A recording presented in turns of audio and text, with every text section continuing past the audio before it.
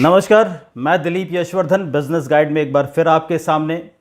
हम ये जानते हैं कि हम एक लॉ ड्रिवन सोसाइटी में रहते हैं और हर लॉ हर व्यक्ति पर हमेशा लागू नहीं होता है, लेकिन हर लॉ हर व्यक्ति पर कभी ना कभी कहीं ना कहीं लागू होता है।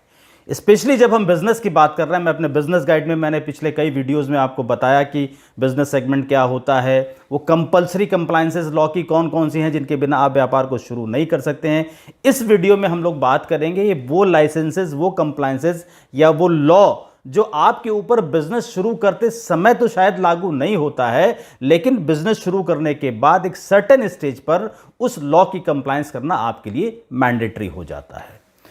तो सबसे पहले हम लोग बात करते हैं well known registration GST, goods and services tax की। वैसे तो गुड्स और सर्विस टैक्स में कुछ सिचुएशंस ऐसी होती हैं जहां पर आप बिना रजिस्ट्रेशन के व्यापार को शुरू नहीं कर सकते हैं, लेकिन इन जनरल जीएसटी में एक थ्रेशोल्ड लिमिट डिसाइड करी गई है। उस थ्रेशोल्ड लिमिट के अंदर अगर आप अपना काम कर रहे हैं, आपका टर्नओवर उस लिमिट के अंदर है, तो आपको जीएसटी रजिस्ट्रेशन लेना ज़रूरी नहीं है। लेकिन जैसे ही आप उस लिमिट तक पहुंचते हैं या पहुंचने वाले होते हैं, तो आपको जीएसटी रजिस्ट्रेशन करा लेना कंपलसरी है। अगर आप नहीं कराते हैं तो आपके ऊपर पेनल्टी लगाई जा सकती है। इसके बाद अगर आप मैन्युफैक्चरिंग के बिजनेस में जा रहे हैं, आप कोई फैक्ट्री लगा रहे हैं और आपका एस्टेब्लिशमेंट फैक्ट्रीज एक्ट की परिभाषा में कवर हो जाता है, और आप फैक्ट्री में अगर पावर का इस्तेमाल करते हैं तो आपके यहां 10 या 10 से ज़्यादा लोग काम कर रहे हैं, और अगर आप बिना पावर के फैक्ट्री चला रहे हैं तो 20 या 20 से ज़्यादा लोग काम कर रहे हैं, तो आपको फैक्ट्रीज एक्ट में रजिस्ट्रेशन लेना भी मैंडेटरी हो जाता है। और इसी के साथ साथ पॉल्यूशन डिपार्टमेंट से और फायर डिपार्टमेंट से एनओसी लेना भी आपके लिए कंपलसरी हो जाता है।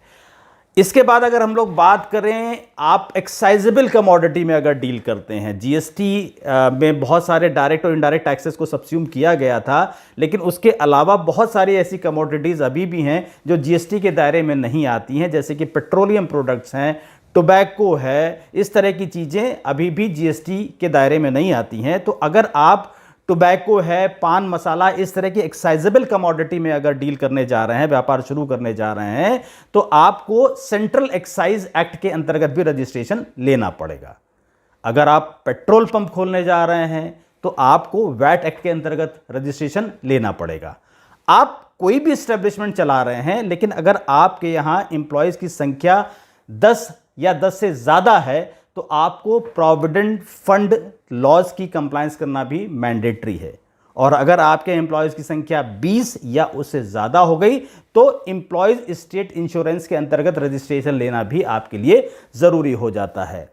इसके साथ साथ अगर आप चाहते हैं कि आपको पीएफ और ईएसआई की कंप्लायंस ना करनी पड़े, या आपने सुना होगा आजकल आउटसोर्सिंग का बिजनेस बहुत फैशन में है। आउटसोर्सिंग का मतलब कि मैंने एक एस्टेब्लिशमेंट खोला, मेरे यहाँ जितने लोग काम करते हैं वो काम तो मेरे यहाँ करते हैं, लेकिन वो मेरे एम्प्लॉय नहीं होते हैं, किसी मैंने मैन पावर एजेंसी को हायर किया है और वो मैन पावर मुझे उस एजेंसी के द्वारा सप्लाई करी जा रही है। इस केस में फ़ायदा ये होता है कि वो मेरे एम्प्लॉय नहीं कहलाते हैं, और पीएफ ईएसआई यानी कि जो सोशल सिक्योरिटी लॉज हैं उनकी कंप्लायंस करना मेरे ऊपर मैंडेटरी नहीं होता है। लेकिन ये तभी संभव हो पाएगा जब आपने अपने आप को प्रिंसिपल एम्प्लॉयर कैटेगरी में रजिस्टर कराया होगा।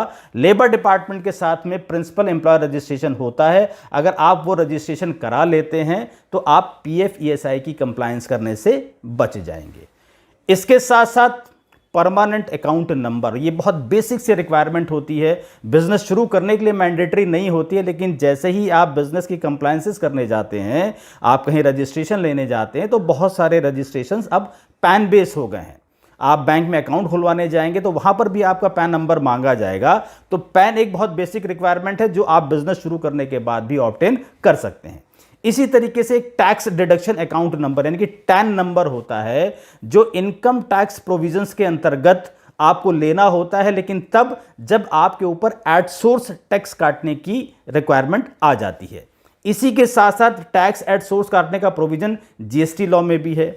अगर आप जीएसटी लॉ में उस प्रोविजन में कवर होते हैं तो आपको TDN, tax deduction account number भी लेना पड़ेगा। टैक्स डिडक्शन के साथ साथ टैक्स कलेक्शन का भी एक प्रोविज़न होता है इनकम टैक्स में भी और जीएसटी में भी। अगर आप दोनों ही एक्ट्स में कवर होते हैं तो आपको टीसीएस नंबर यानी कि टैक्स कलेक्शन अकाउंट नंबर भी दोनों ही एक्ट में लेना पड़ेगा। इसके साथ साथ महिलाओं की सुरक्षा और सशक्तिकरण को लेकर के हमारी सरकार बहुत ज़्यादा जागरूक है। एक एक्ट है sexual harassment of woman at work place act, जिसको शॉर्ट में पॉश एक्ट भी कहा जाता है। पॉश एक्ट की कंप्लायंस भी हर उस इंडस्ट्री, हर उस एस्टेब्लिशमेंट में मैंडेटरी है जहां पर 10 या उससे ज़्यादा एम्प्लॉयज़ काम कर रहे हों।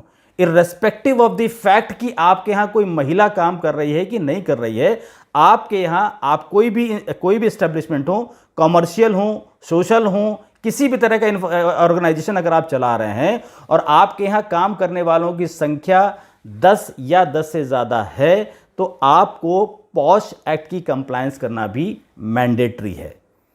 अगेन मैं फिर कहूँगा, समझोगे तो काम आएगा। ये वो licensing, registrations, requirements, legal compliances हैं जिनको एक सर्टेन स्टेज तक आप अवॉइड कर सकते हैं, लेकिन जैसे ही वो स्टेज आएगी वहां पर इसकी कंप्लायंस करना आपके लिए मैंडेटरी हो जाता है। अगर आप नहीं करते हैं तो आपको फाइनेंशियल और क्रिमिनल दोनों तरह की लायबिलिटीज़ का सामना करना पड़ सकता है। जैसे सोशल सिक्योरिटी लॉज वो लॉज हैं जिनकी नॉन कंप्लायंस आपके अगेंस्ट क्रिमिनल एक्टिविटीज़ भी सिद्ध कर देती है और आपको जेल भी जाना पड़ सकता है।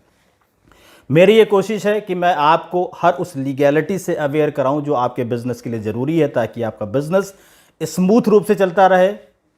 आज हो सकता है नॉन कंप्लायंस से आपको 2 पैसे का फ़ायदा हो, लेकिन आगे चल के आपको 4 रुपए का नुकसान ज़रूर होगा। मुझे उम्मीद है कि ये वीडियोज़ आपको पसंद आ रहे होंगे, आप इनका लाभ उठाइए, लेकिन इन्हें अपने तक ही सीमित मत रखिए। आप अपने उन जानने वालों को भी ये वीडियोज़ फॉरवर्ड करिए जो बिज़नेस कर रहे हैं या बिज़नेस करने का विचार बना रहे हैं, क्योंकि ये सारी चीज़ें ऐसी हैं जो आपके बिज़नेस में रूटीन में कहीं ना कहीं आपको ज़रूरत पड़ती रहेंगी। और ये जानकारी अगर आपके पास रहेगी तो आज नहीं तो कल आपके लिए फ़ायदेमंद सिद्ध होगी। मेरी मेहनत आपको पसंद आ रही है, इस बात के लिए बहुत बहुत धन्यवाद। इन वीडियोज़ को देखिए, पसंद करिए, लाइक करिए, कमेंट करिए, अपनी ज़रूरतों को और बताइए ताकि मैं आपको और अच्छे वीडियोज़ दे पाऊँ। हालांकि मैं अपनी तरफ से भी हर सेगमेंट पर एक डिटेल वीडियो बना करके भी आने वाले समय में आपको दूंगा। धन्यवाद।